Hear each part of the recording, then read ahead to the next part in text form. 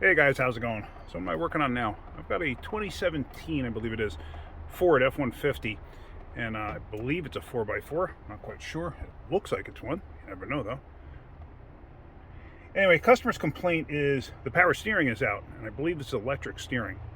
Um, Other complaints are it's got warning lights on, steering assist fault, ABS, service advanced track, check parking aid, hill start assist, parking brake malfunction, low tire pressure, and there's a picture of the truck roof with a red circle, an exclamation point when they put in reverse.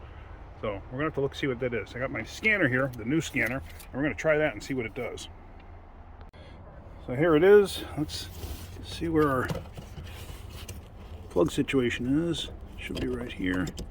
Now the one thing I like about my Snap-on is when you plug it in, underneath here is a green light that lights up and you can actually see it glowing off the floor. This one doesn't really tell you anything. There's a red light that will light up there. Oh, see, and now it comes up and it's showing it's 100% charged to tell you basically you're charging it. So you know you're plugged into the system. So what I'm going to do first is I'm actually going to turn the key to run. And then let's start this up.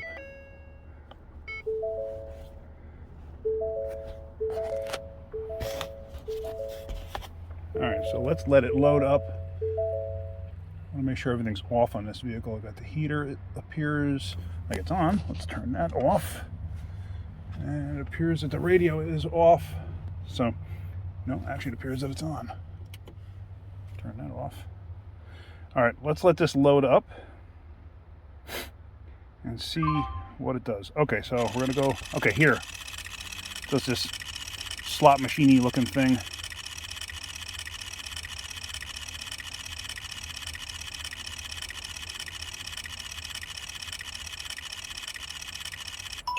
A little on the hokey side, but all right, so for Ford, I'm assuming, I don't know the differences between these things. EV US Ford, meaning electric vehicle? Possibly. Who knows? But there's different acronyms that come up, and sometimes I just don't know what's what. So I guess I'll learn as I go along. But right now, choosing Ford. And there's the VIN number that it gives me, and the 65224 and 65224. It matches what's there. So we are okay. So let's see, where is this going to bring us?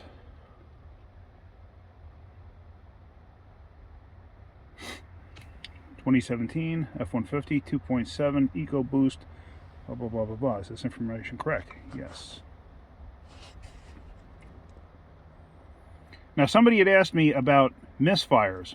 Can this thing read misfires and misfire data? Yes, it can. At least it did on my Dodge. And like I've said before, the scanner is just interpreting what the vehicle allows it to interpret. If the system in a vehicle will not allow you to read misfires, then you won't find it on the scanner. No matter how hard you try to find it, it won't be there. Because this is just interpreting what the factory computer is allowing the scanner to read. So there are certain vehicles out there, for some reason, I don't recall which ones, they do not have a misfire counter that you can actually read. Why? I don't know. So if you recall, my Snap-on one does a similar thing. They don't call it a health report, they basically call it a module scan. This is basically what this thing's doing. So far I'm very pleased with this scanner. For the price point, I think it's excellent so far.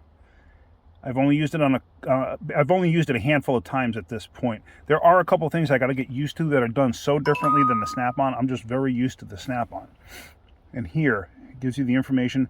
And like I said before, you can email this to yourself or to the customer if you wanted to. See, now it gives anything that says abnormal and it shows a number next to it.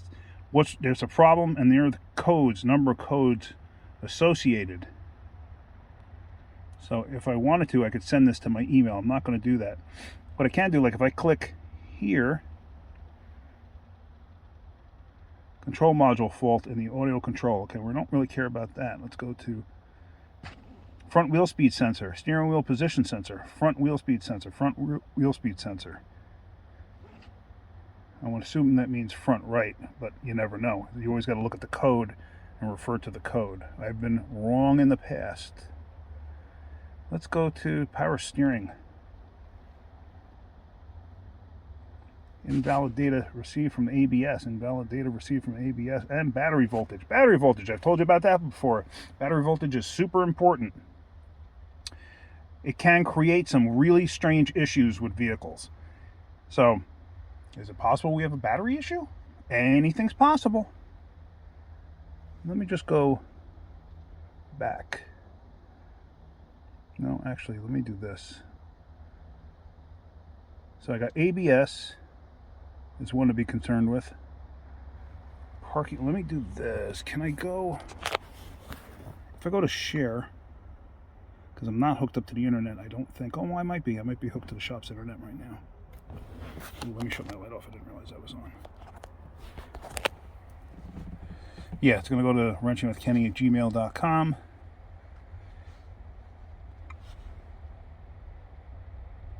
So now it's going to send it to my email. So now with my laptop, I can open that up and I can take a look at it and I can see exactly what's going on there. So, but for right now, because I don't have access to anything, what I'm going to do is I'm going to write down each one of these. So this way I make sure I go into the correct module to look at the codes. So let me pause that and let me go there. So not only did I write that stuff down, I sent that email to myself, and through that email, I'm going to show you a single screenshot. It basically gives you a link that you can connect to actually see the report.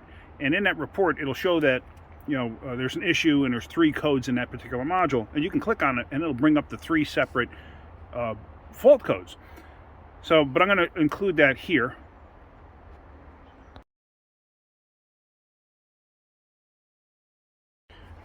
So hopefully you got to see that. Now that one code that troubles me is that one code that says battery voltage low. Because it seems like everything on this, all these codes revert back to an ABS issue. So do we have an ABS issue causing all these other problems? You got to remember, all the modules they're on like a data line, on a bus line, whatever you want to call it, where every module speaks to one another. So if one module has a problem, it can create problems in all the other modules. Sometimes if you have a module that's dead, it could take out a whole bunch of other modules because it's not communicating. It's not doing what it's supposed to do. Sometimes if you have a module that's dead, it'll actually make it so the other modules just say, oh, hey, whatever happened to Joe? We have no idea. Okay, guess he's gone. We're not going to worry about him. We're going to continue on and do what we got to do. So let's start this up and let's find out what else we got going on. So now with this thing running, you have what appears to be 0 steering assist. There is a little bit there. This is not, I would never be able to move it even this much sitting still if it did not have some kind of an assist. Let me see if I shut it off if it changes. Actually, let me open up the door because sometimes electric power steering acts funky that way. Yeah, it's 10 times harder.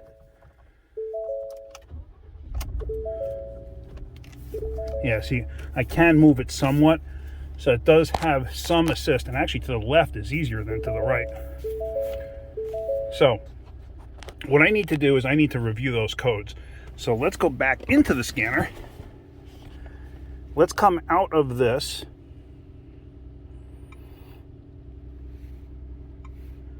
Do you want to exit? Yes. We're going to go back. See, sometimes you actually have to go all the way back to the beginning. I have yet to figure out there is a way to not go all the way back to the beginning, which is fine. And here we have our choices on all the vehicles. See, a lot of this stuff is European. A lot of this stuff is Asian. And obviously, I don't have to worry about a lot of this stuff. So I'm going to go here to Ford. Okay, like I said, I'm still learning this thing.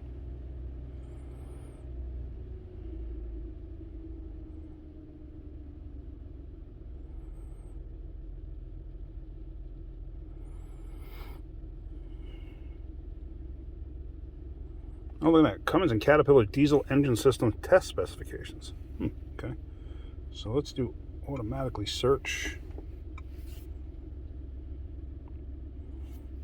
Okay, yes.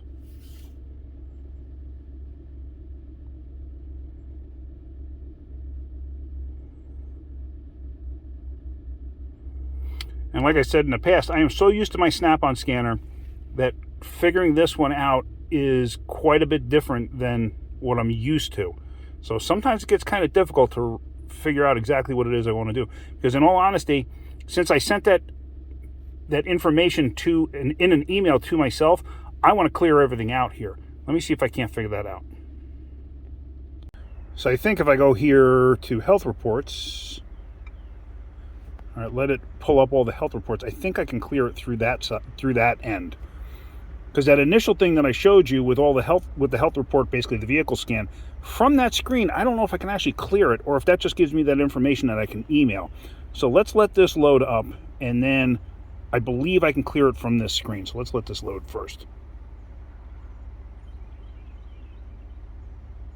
Question, do you guys want to watch this whole thing load up? I'm going to let it do it on this one, but if you could, just chime back, let me know, give me your thoughts. Do you want to see it load up, or do you want me to just pause it and then come back to it when everything's fully loaded? I mean, this is pretty much the exact same thing that my Snap-on scanner does. And like I said, I'm so far I'm very pleased with my purchase. And I got a message from Brother Bob, who liked my review of the scanner so much that he went on Amazon to buy it. And when he went on Amazon to buy it, they had a lightning deal at the point in time where he went to get it. So he got it for $360 or something along those lines. So, I mean, shoot. He got it for less than I got it for. So, yeah, here, clear code. You want to clear the fault code summary? Yes, I do. So this should clear everything. Hold on, let me go up the window here. We got people talking.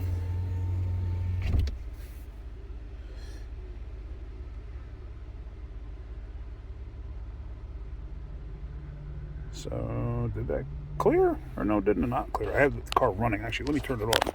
Maybe it didn't do what I wanted it to. Hold on. I might have missed something there.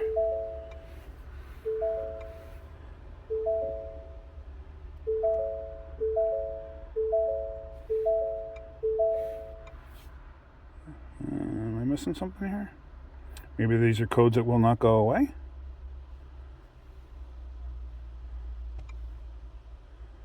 Maybe it did clear? I don't know. Hold on a second. Let's shut this off. Let's restart it.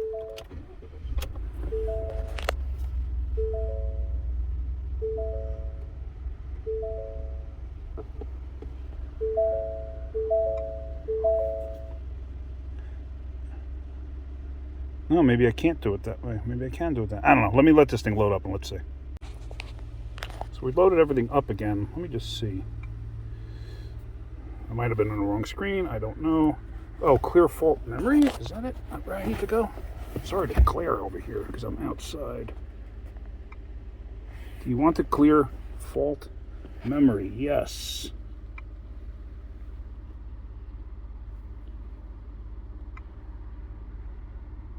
Okay, but that might have just been for the one. I don't know.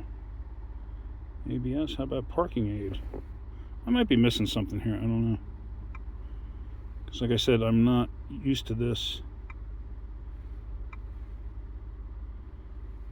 Okay.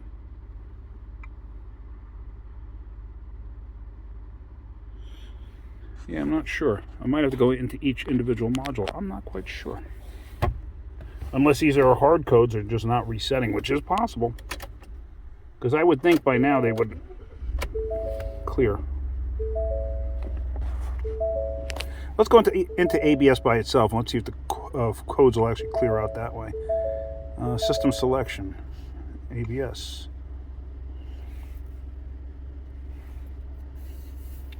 Let's see, read fault code. Continuous memory codes.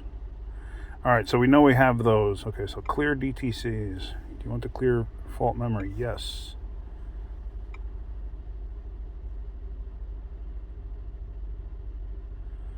Okay, it's still showing up there.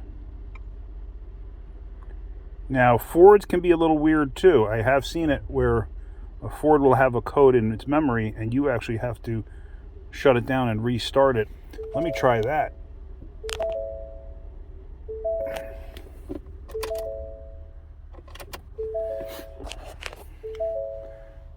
So it shows continuous memory DTCs. Straight clear DTCs.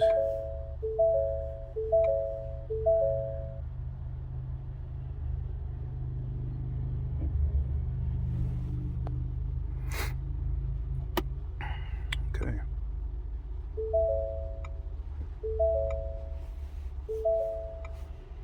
So this could be the vehicle and not the way the programming is done in this scanner.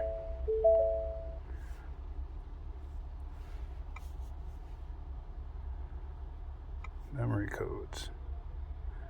Yeah, because see, it got rid of some of them. So front right wheel speed sensor is setting continuous codes. So let me go back and let me go into each individual module. Like I said, because I do everything through my phone, I had to write it down here because I have, in order to read my email, I have to go through my phone. Obviously, I can't do that and film at the same time. So let me go to each module and let me clear out the codes. So since I got codes that won't clear out, and I do have that one code in there that was for battery voltage, I figured let me disconnect the battery. Now, when I disconnect the battery, I actually took positive and the negative and I touched them to one another. Now, obviously, you would never do this with the battery connected.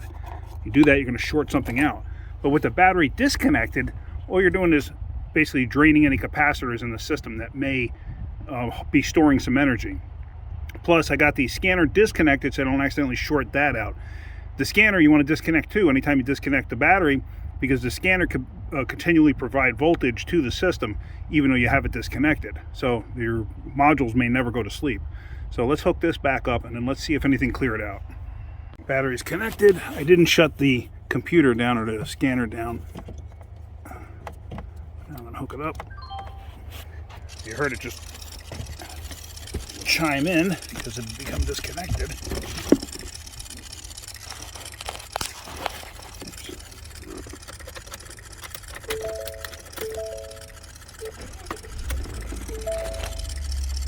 Oh, and look at that. Now I have power steering. ABS and traction control light are on still. Service advanced track, blah, blah, blah, blah.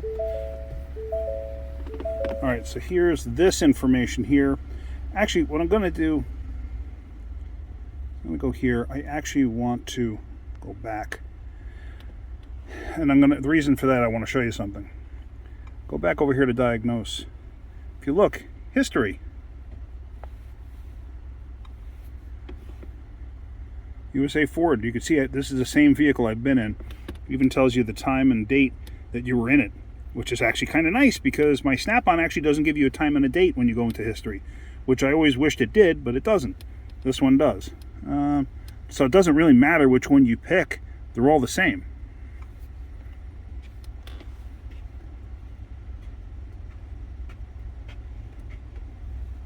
You have quick access, actually. Hold on. Quick access, that's what I wanted to choose. So now here we can see we have all of these codes in here. ABS has these two. It used to be three, but now it has two. And there are other codes set in the parking aid module, the parking brake control module, stuff like that. But it all has to do with the ABS system, and they're all communication type codes, U0415, except the parking aid module. But it's all invalid data received from ABS. So I have a problem with the right front wheel speed sensor according to this. So what I'm going to do is I'm going to have to look at data for the right front wheel speed sensor and then put this thing up on the lift and see if I can't figure out exactly what's going on. Because I'm going to probably want to address that issue first, the right front wheel speed sensor or front right wheel speed sensor. I'm going to probably want to address that first before I go into any kind of communication issue, because that issue could create these others. You'd be surprised, like one weird little anomaly with one sensor can create a whole bunch of weird issues. So let me get the data and see if I can't figure out what's going on. So there in ABS, I chose all the wheel speed sensors. Nice thing they do here is combine. I like that. Is it going to show what I think it's going to show? Hold on. Let me start moving. I did it before. I might be doing it incorrectly right now, but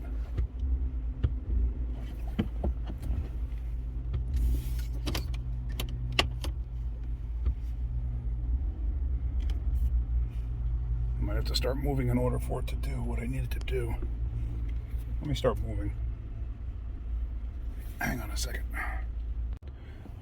Just pulled over to my dead end road, and I have highlighted the left front and right front wheel speed sensors. Left front's in green, right front's in blue. And as you see coming over here, it was just showing left front wheel speed sensor, never showing right front. Oops. And if you look, come on, stay. I'm never getting a reading at all from right front. Nothing. It's dead in the water. So that could be creating a whole bunch of different problems. Plus, if I'm not mistaken, yeah, it's got a bad hub bearing too. I can hear it.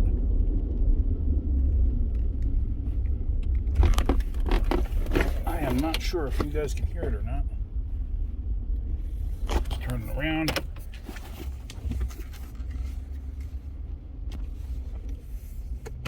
But that's pretty cool how it'll combine. And, oh, there's... Actually, here, I didn't show you that. That was the other thing the customer was talking about. Hold on a second.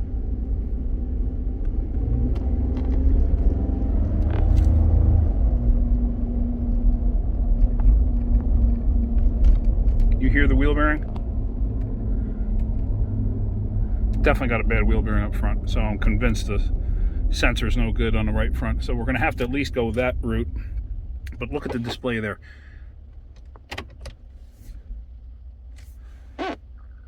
See that? It's showing that. It was showing that with a exclamation point. Oh, there. See that? So I know they use some kind of a camera system, so it almost looks like you're backing the truck up. Back the truck up. Looks like you're backing the truck up, and like it would show different points of view of the truck. And it can't do it for some reason, so there's got to be a problem. Well, actually, it's showing. Service Advanced Track, there was another thing that showed up. What was it? Check parking aid. So there's an issue with the park aid as well. But you know what? At this point, my main concern is figuring out what's up with the ABS. So we're going to get this thing inside, and I'm pretty much going to guarantee that we are going to have a bad right front wheel bearing that's causing the issue that it wiped out the sensor. So let's get it back in the shop. All right, so here's the wheel on the right front. It's amazing this thing didn't sound worse on the road. You see that clear?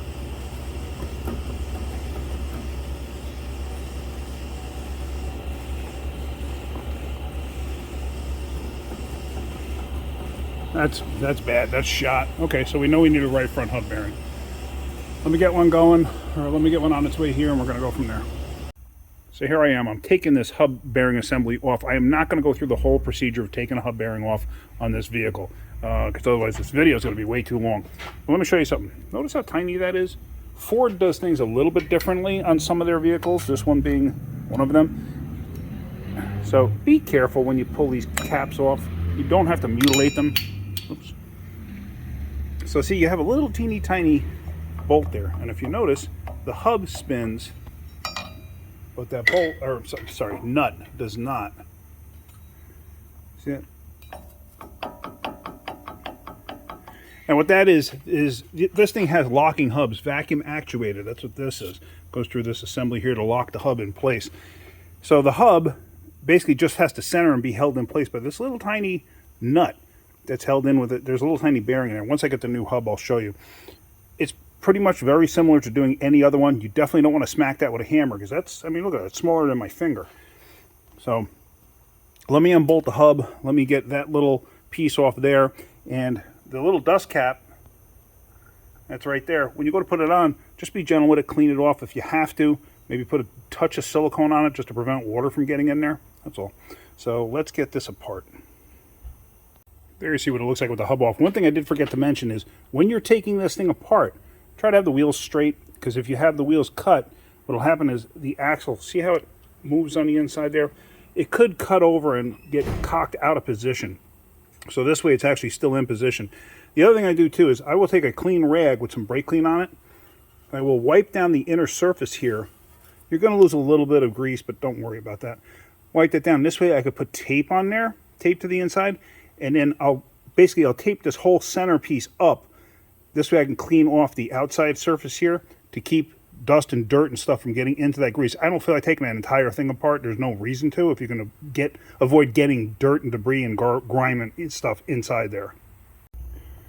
So now that it's taped up, I mean, it's taped up good enough, I can clean this area up just to try to make it nice and smooth, because it's got like a lot of the buildup of junk on there. Is just it actually has a ridge to it, and especially since, you know, the new replacement hub bearing may not exactly fit into that line that's already there. So I just want to clean off that edge and, you know, hit it with a scraper, hit it with a whizzy wheel just to get it cleaned up. And there you go. Basically, I cleaned it off. When I used a Scotch-Brite on a wheel and clean it down. I didn't go nuts on it. I didn't really gouge into it or anything like that. I basically took that surface off that was right there with it. It wasn't a very abrasive Scotch-Brite either. It was actually a used one. That's why I keep used ones around, because they get worn out and they're definitely not as aggressive, and that's what I wanted. So now, just take the tape off. So there we go. You know, might get a little bit on the edge, but I'm not worried about that. So there we are, we're all good. So now we can put the new hub and bearing assembly back on. And like I said, you want to have the wheels facing straight ahead, get it on, get one or two of them caught, and then you can start to tighten everything up. So there we go. We have the new one here, and as you see, the new one has the new little bearing on the inside. So first thing you got to do is you want to route the ABS wire in the right spot. And as you're catching this in place, just pull the wire through, just make sure it's not catching on anything or binding. So now with that in place, a lot of times I'll wire wheel these bolts. These came out pretty clean, so I wasn't too concerned about it. So now I will take one bolt. Basically what I'm doing is I'm screwing it down with my fingers to get it all the way snug. Let me show you that. See, it came through all the way snug with my fingers. So now I'm going to catch all the other bolts and then tighten them down. And then we're going to put that nut back on there. So let's get this done. So with everything set up and everything torqued down, what we're going to do is on this cap here, as you see, I put just a dash of silicone on it. We're going to put this in place. Now, one thing, and I've seen people do it in the past, don't just take a hammer and beat the center like this. That edge that's there, tap on that to set the cap in place. Because this is the same type of cap that they use for a lot of front wheel bearings. For like older style two-wheel drive vehicles that have packable bearings. So this way you keep from crushing the head of it. Because that's the other thing too, on those style of the packable wheel bearings, I've seen people beat the end of this thing and actually cave it in. And then as the wheel is spinning, the caved in part is actually rubbing on the spindle end. And it rubs through and eventually it creates a hole. And then it's a place for water and everything else to get into. Alright, so the reason for the lug nut is because I use that to hold the rotor in place while I'm assembling everything else. So yeah, so let's get the wheel on this thing, let's let it down, and let's clear codes and let's see what we got. Alright, so we're back in the truck, it's up and running. I don't have an ABS light on. So let's see, I'm back into ABS now. Let's clear the DTCs and see if they actually clear this time.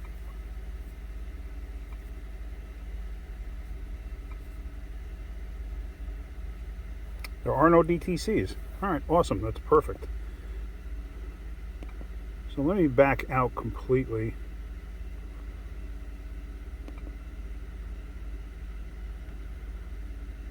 This is where it gets kind of weird. Invalid data. Let's go here. Let's clear code. Let's try that.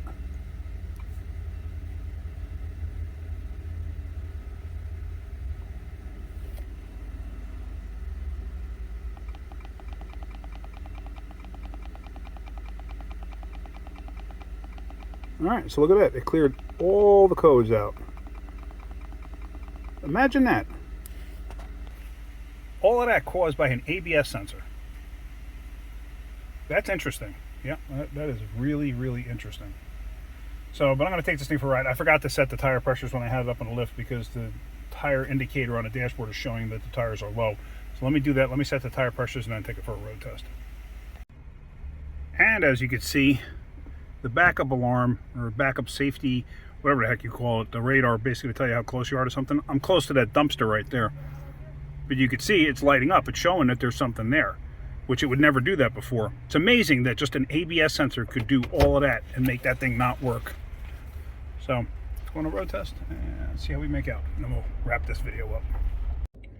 All right, so I'm up at the church turnaround. Absolutely everything's perfect. No issues. And no codes came back. Everything is fine. All the lights are off. I mean, if you think about it, that's pretty amazing that all of that stuff was caused by one ABS sensor. One. That's a first for me. I've never seen anything like that. But yeah, so very, very interesting. I learned something new today with this one. It's going to be a long video. I know it's probably going to ramble on here and there when I go back to edit this. But so yeah, this has definitely been an interesting one. This is one for the books. So, but is what it is. Yeah, just, you know, all sorts of stuff. That's just, I'm just reading the list that's on the ground, on the floor here, or on the console rather. So just, man alive, I tell you what, that's absolutely a first for me. So my little scanner did good. I'm very pleased. Very happy with that thing. All right, guys. So if you're getting something out of my videos, hit that like button. If you could, please subscribe. All right, guys. Have a great day. Keep wrenching.